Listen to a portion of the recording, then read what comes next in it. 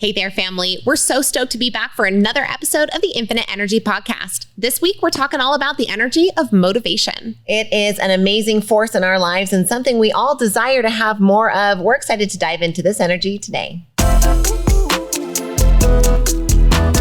Hi, we're sisters Kay and Shi, and we're the hosts of the Infinite Energy Podcast. We believe that everyone has the power to live a more energized, optimistic, and fulfilling life. In every episode, we share tips and techniques for harnessing your own power and creating the life you deserve. Get ready to ignite and discover the limitless power of infinite energy. The energy of motivation. Now, I think this is an energy that most of us would raise our hand if we were to say, raise your hand if you want more motivation. Right? Motivation is one of those topics that I personally love and have always loved since being a kid, but it has a range of reactions and a range of feelings around it. Some people say motivation is not worth anything. Some people say it's all hype and you don't need it. Some people say it's the crux of everything. Some people say it's like showering. You have to do it once a day or else it wears off, and all kinds of things in between. But this topic is really fascinating because it's the force that most of us identify as the thing that propels us forward to do the things we want to do. Well, you know, here on the Infinite Energy Podcast, we've all got to get on the same page in regards to the energy that we are discussing. So let's get into our definition of the day for the energy of motivation. Woo. I'm so glad. All right, let's get in. All right, our definition: motivation, the reason or reasons one has for acting or behaving in a particular way. Let's hear the expansions on that. The general desire or willingness of someone to do something. Okay, one final one. Motivation is the internal or external force that initiates, guides, and maintains our behavior, pushing us toward achieving desired outcomes. So we're hearing force, we're hearing reasons, we're hearing willingness, we're hearing general desire. It's some kind of compulsion to complete an action or do something that you want to do. What I love about bringing this base definition forward is that the word compulsion, the reason or reasons one has for acting in this first definition in a particular way, this doesn't have a good or bad connotation. Now, many of us, when we think about motivation, we think of this as the will to get the things done that would be good for us to get done, that would make us feel better. But when we really come down to the definition of motivation, motivation is an energy that is already very present inside your life as a force of decision making, not necessarily some external something that fires you up for some undisclosed amount of time.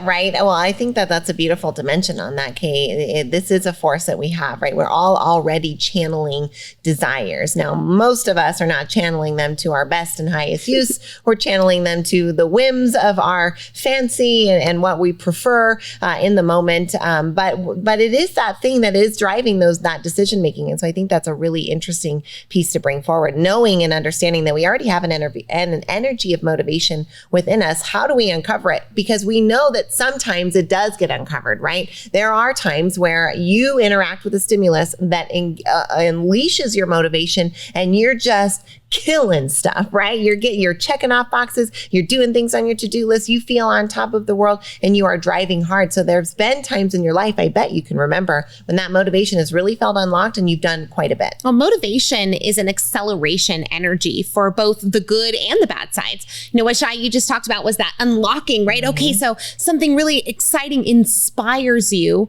and now your motivation helps you make decisions and creates momentum toward moving you in the direction of your inspired action, which hopefully is positive for you. But similarly, like, have you ever, maybe as a kid, you told a lie, right?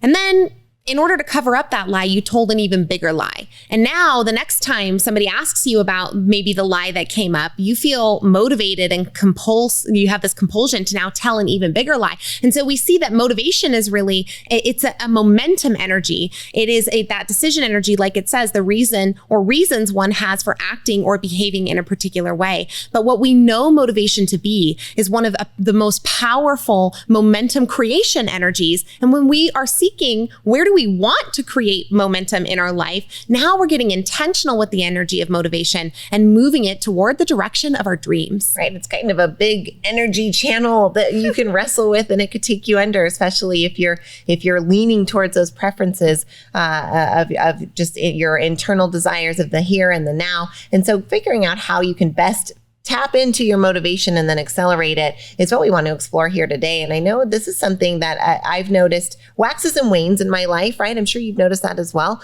where your motivation feels like it's really strong. And then you just don't, I don't have the motivation for that, right? Like we even say that quite a bit. I'm just not motivated.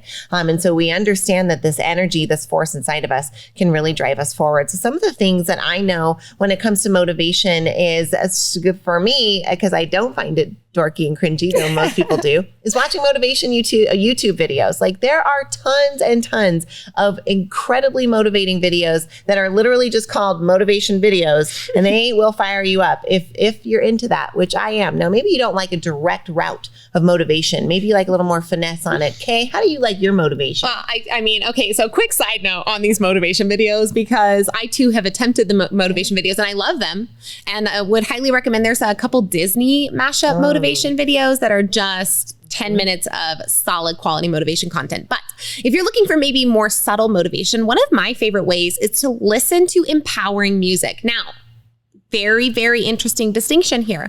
I'm not talking about music that fires you up, not music that fires you up, because you can listen to a song that makes you feel maybe like a baddie, right?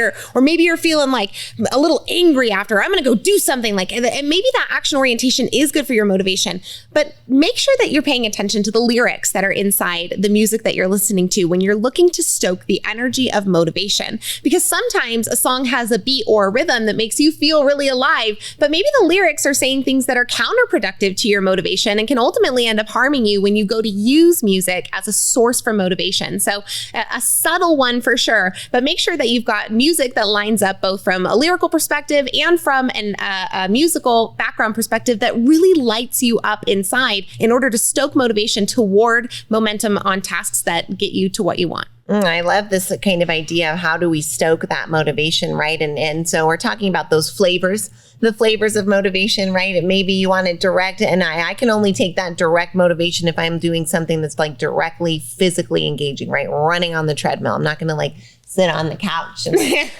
turn on a motivation video, right? That would be ridiculous.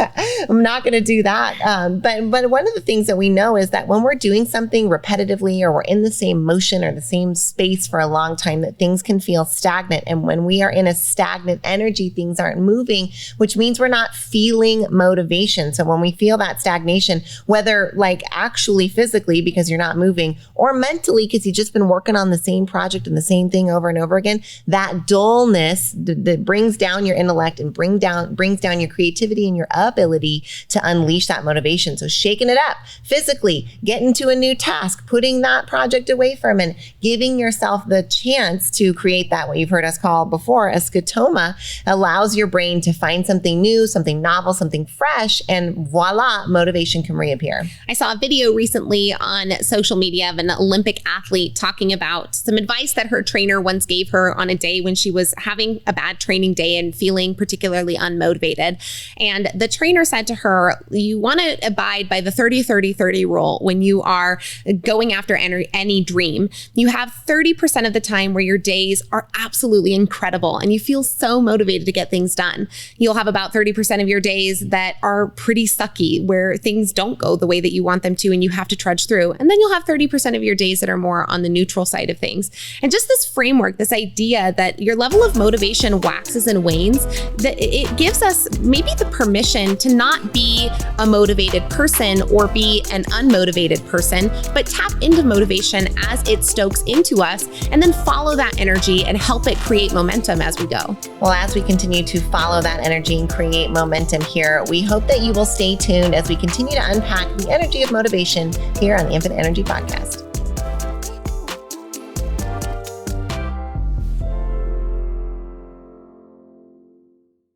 Do you find yourself losing control of your scroll on social media? If you do, then you want to stay tuned to join the Simply Social Club with Kay and I. We've got an awesome challenge for you where you have the opportunity to detox from social media for 48 hours, 7 days, 14, or even 31 days right along Shyla and I. So go to kayandshy.com/simplysocial and find out a little bit more, and hopefully you'll take a pledge alongside us. We'll see you in 2023. See you in the club. We're talking leadership this week, and one of the organizations we are so proud to be at the helm of is the Neuroencoding Institute. We got to co-found the Neuroencoding Institute alongside Dr. Joseph McClendon III, amazing world-renowned neuropsychologist and incredible mentor and teacher. If you're at all interested in learning more about what the Neuroencoding Institute does and what it can do for you, please visit neuroencoding.com. You're enjoying this episode on Angel Phoenix Productions Podcast Network. To explore a complete lineup of quality programs and media production services, head on over to angelphoenix.com or like our Facebook page at facebook.com/Angel Phoenix Productions.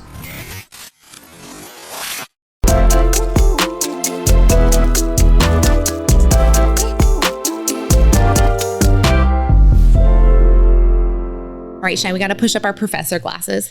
All right. We're not official professors, but we are instructors at the University of Nevada, Reno, which means right now we're going to move into some theories of motivation. Right. And this is one you've probably heard of before. If you've ever studied motivation in any kind of baseline psych class, even biology classes sometimes touch this, you've probably heard about this before. There are the two types of motivation, intrinsic and extrinsic or external motivation. These are the two types of motivation that researchers look at in terms of what motivates people. We have two types, things that motivate you internally and things that motivate you externally, like money. So let's unpack each of these individually. Let's talk a little bit first about intrinsic motivation. This is that internal stoking. It refers to engaging in an activity for the inherent satisfaction and enjoyment that it provides, rather than for the external reward that it gives you, right? This is something that just brings you joy for the sake of bringing you joy. So think about your hobbies, the things that light you up, the things that maybe you would do even if you weren't getting paid for.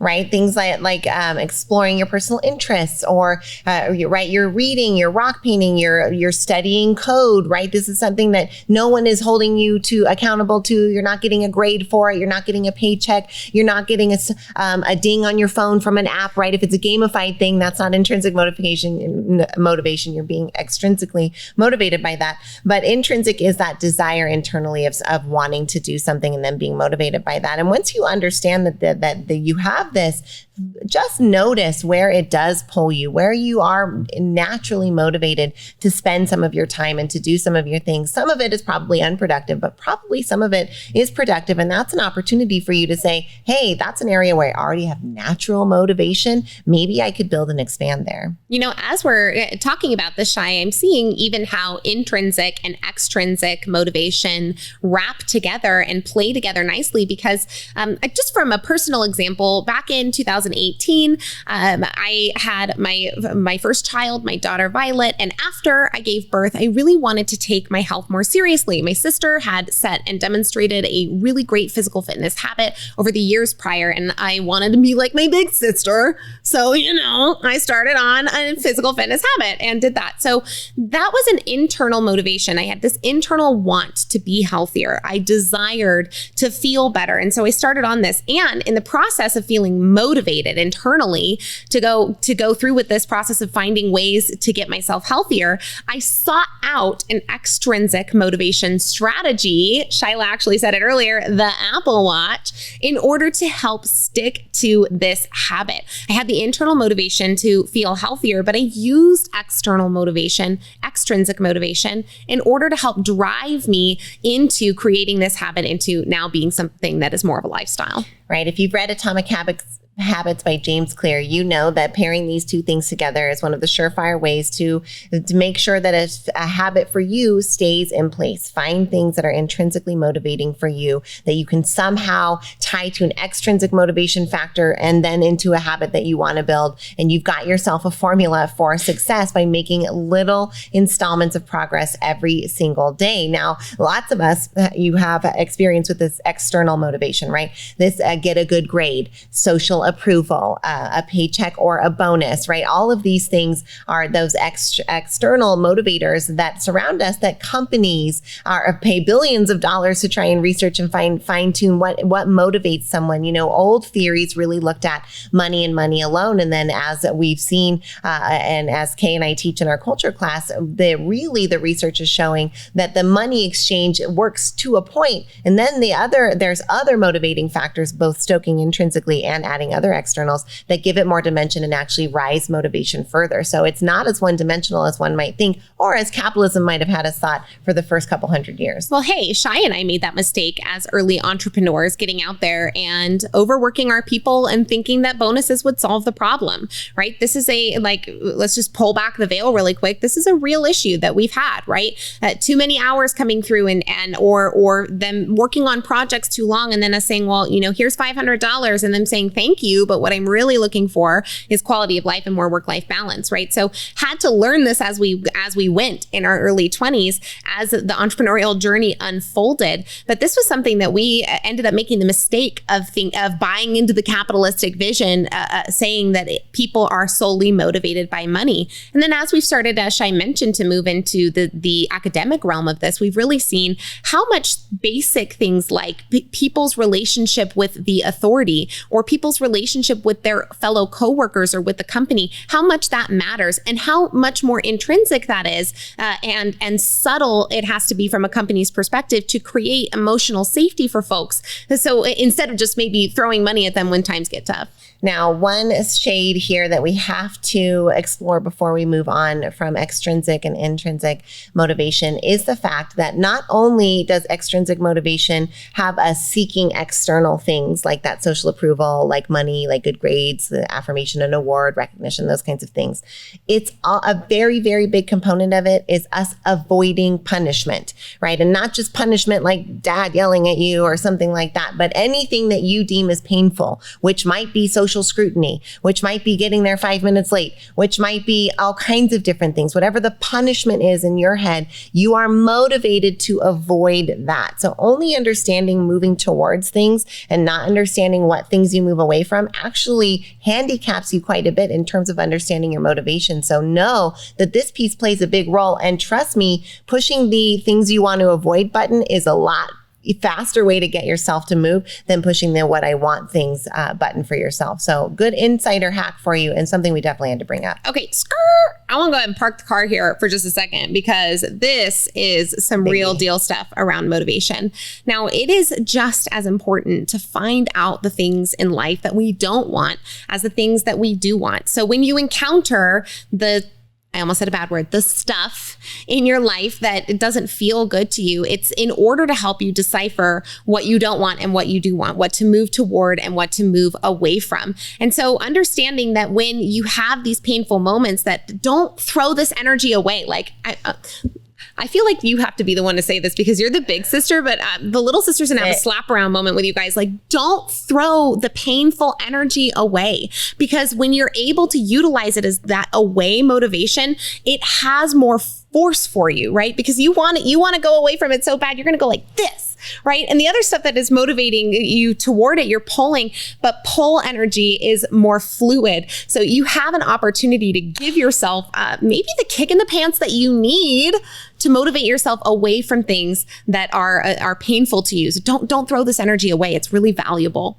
Now, if you know folks who have succeeded in the philanthropy realm, in the volunteering realm, in the charity realm, many of them have been motivated by avoiding punishment, right? To put it in the intellect speak, to put it in the layman speak, by fighting against what they don't want, right? I'm so motivated to not have hungry, starving kids in the world that I'm going to come start a charity, and I'm going to use that force of energy, that motivation force, to do something with it. So lots of folks redirect it and stew on it and get mad about things. But it's actually your body, your energy telling you, use this desire for that to stop, to help this person, to help the world, and use it to make things better. So I think that it's something that can be better utilized, and it's often not. You've heard us talk about this on the Infinite Energy podcast if you've been a longtime listener before, but maybe this is your brand new first episode. And so word of warning, that was not us telling you to go out and start a charity.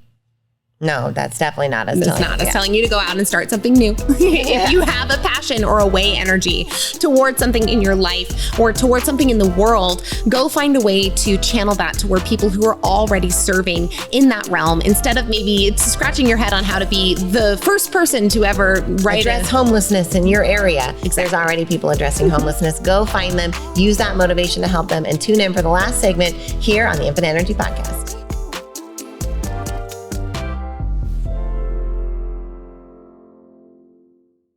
One of our proudest business accomplishments is what we've been able to do with Squeeze In franchising. The Squeeze In is a breakfast lunch restaurant featuring the best omelets on the planet, and it's been around for almost 50 years. And now you can have a Squeeze In your community. We've seen how this business transformed our families, and now we are so excited to offer this to families around the country to see how this little restaurant might change their family and their community. If you're wondering how to set up your adult children for legacy and success through a small business, then the Squeeze In is an option we urge you to consider. Come find out more about Squeeze In franchising at squeezein.com. You're enjoying this episode on Angel Phoenix Productions Podcast Network. To explore a complete lineup of quality programs and media production services, head on over to angelphoenix.com or like our Facebook page at facebook.com/Angel Phoenix Productions.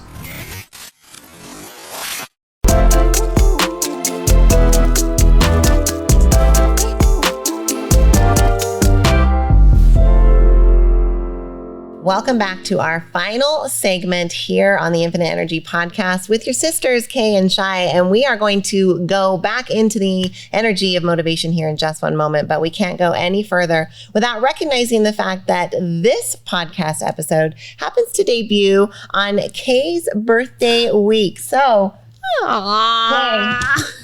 and listeners, please join me in wishing Kay a very happy birthday. Thanks, everybody. Happy birthday to me. And thank you, Shi, for being my, and listeners for being my partners on this journey and my siblings in the journey of life. So, Lil sis Kay, we love you. Now, please enjoy my, as fast as I possibly can, rendition of the happy birthday song. Happy birthday to you. Happy birthday to you. Happy birthday, dear sister. Happy birthday to you. Oh, that was so wonderful. Thank you so much. If everyone for the rest of my life can sing me that song that fast for the rest of forever, that is actually my birthday wish. So 31, I wish to never have to sit through a painful round of slow happy birthday ever again. Thank you, Shyla, and thank you, listeners. Well, happy birthday, sis. And I'm glad that we get to do so much together and that we get to do this podcast together as we unpack and explore each one of these energies. I always find, we find ourselves talking about it before the episode, during the episode, obviously after the episode. And there's always so many things we're like, ooh, yeah, and ooh, yeah, and ooh, yeah. So thank you for being along the ride. I feel like we get to have our fireside family chats with all of you on these different energies. And it's something that we truly treasure. We do treasure it deeply. Now let's get into today's lesson, because now you've all given me the treasure of celebration. Thank you so much. So let's give you the treasure of the final nuggets out of today's episode. Next up, we're going to talk a little bit about the impact of surroundings on motivation. Now, one of the things you've likely heard Shyla and I talk about before is the idea that what like John Maxwell's quote says, that everything that you want is uphill, but you may have some downhill habits. And so you got to be ready to take that uphill journey. But as we've learned and done studies and expanded on this quote, turns out that everyone's hill is steeper or less steep depending on the circumstances of their environment that they grew up in. Shyla has her master's degree in sociology from the University of Nevada, Reno. And so we've really learned that it kind of depends on how steep your hill is as to how motivated you might find yourself in any given moment. Right. The fact absolutely is true. What John tells us, everything you want is uphill, and many of us have downhill habits. Anything we want is going to have to be intentionally. We're going to have to turn our energy, our focus, our time, our efforts uphill and move up the hill. Right now, if you're motivated to move up the hill and the hill is a breezy little incline, then it can be easy to get to the top of your hill, which is still your hill, and say, boy, I didn't need that much motivation, or it wasn't that hard, or those kinds of things. But others have a hill that's much steeper, right? They're motivated to get to to the top of the mountain, but that hill for them, it looks a lot steeper. Maybe they're not from a privileged background. Maybe their parents don't have high education. Maybe they've had some childhood trauma or issues, and all of those things make somebody's hill steeper and steeper and steeper. So their motivation level might actually be at the same level as the first person, but because the first person had a less steep hill, they were able to make it to the top. Now we can see in a society that's individualistic how the person at the top of that hill would say, well, I had my motivation. I had to climb the hill. I sweat to get to the top. I did my work. I got to the top. And all of those things are true. And it's also true that the other person has to work a lot harder to get to the same top. So let's talk about some of the influences that we might find in our surroundings and in our society at large that might have a play on our levels of motivation as we're climbing that hill, right? Because if someone is climbing the less steep hill, tra-la-la, up the side of like, I don't know why I'm imagining kind of like Sound of Music, like it's green and they're skipping and it's like la, la, la, la, la, right? And then there's somebody who's starting at the base of like a cliff and they don't have any rock climbing gear and they could probably die climbing up that cliff, right? So this is the level that we're talking about, the difference that these things can play. And I think you'll see that when we talk about them further. Now, the first one is physical environment. The environment that you're in plays a huge role in your motivation, and not just the environment that you're currently in, but the physical environment that you grew up in and the physical environment that you've kept throughout your life. Right. Creating an environment that's conducive to your goals, to the habits that you want to create is a duh thing, but it's something that even us, we still have to work on, right? You look around and think, oh, I want to be better about my snacking. Why am I not creating an environment that's free of all the snacks I shouldn't eat, right? So there's opportunities for improvement all around our physical environments, but just crafting our area to be conducive to how we want to behave and who we want to be can be massively helpful in engaging your motivation. I personally, for a long time, struggled with organization in the physical environment, but learned as time went on how different my energy levels and my levels of motivation were when my environment was conducive for the maximum amount of, I say, energy efficiency, right? When I know where things are, when things are put away. And this seems basic, but like, y'all got that drawer that you've been avoiding, or like that closet that you've been avoiding, or like that room that you just throw stuff into that you know, or the whole garage, right? These are physical environment things that have real impacts on your level of motivation.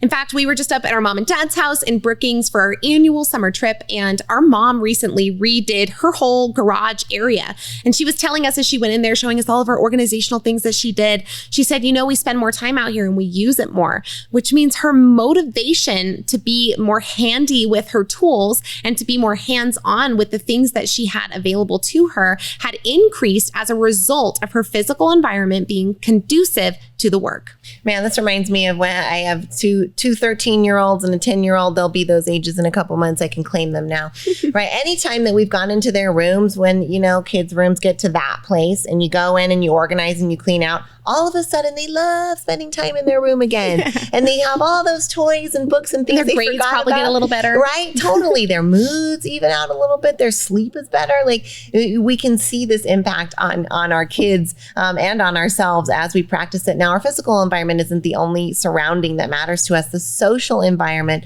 of our lives is tremendously impactful on not only who we turn out to be, but the levels of motivation we experience on a daily level. Now, the social environment is so important. You've likely heard this espoused by motivational greats as like, you know, the 5 people you hang out with are the 5 people you will become, right? Or the most common traits that you'll find in yourself are the traits that you'll find in the people that you have around you.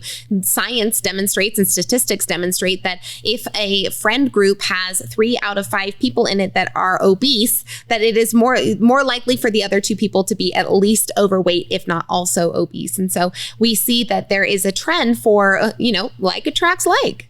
Right? Our social environment and then the types of conversations and the types of focuses and the ideas being shared and generated, all of those things are the social environment in which your character is being formed and built. And so understanding that if you get a better social environment, that you can also improve your motivation and your overall levels of happiness and like results producing success can go up greatly. Next up, rewards. Okay, wait. We can't go too far away from the social environment before. I just got to say, have you ever gotten around somebody and then you get away from them and you notice yourself saying the things that like you take a trip with somebody for a week and then you leave and you start saying the things that they were saying like all of the time. I noticed myself talking to myself as Shyla's 12-year-old daughter, who I just spent a ton of time with over the last 7 days. I'm like, man, I should probably not talking like a 12-year-old. But it happens, right? That's how malleable we all are. We're also malleable to those rewards and recognition, right? Anything in our environment that affirms that identity. And boy, I'm glad we were able to say that word before the end of the podcast, because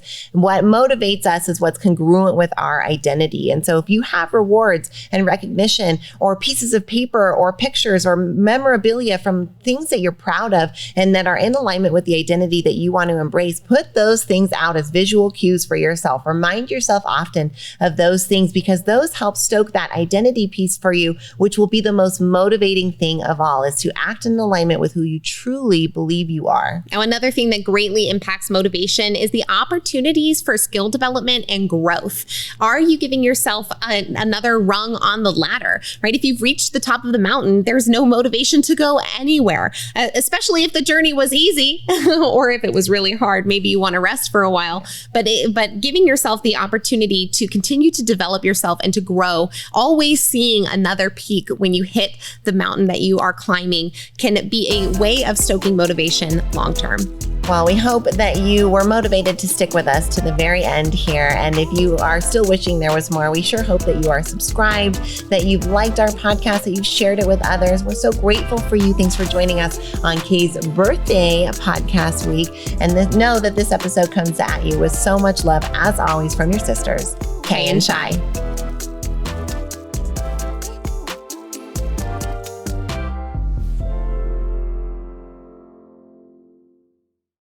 This podcast was a production of Angel Phoenix Productions. Explore more episodes of this show or other great shows on the Angel Phoenix Podcast Network by visiting angelphoenix.com. The views expressed in this show do not necessarily represent those of Angel Phoenix Productions or its advertisers, and may contain language that's unsuitable for younger listeners.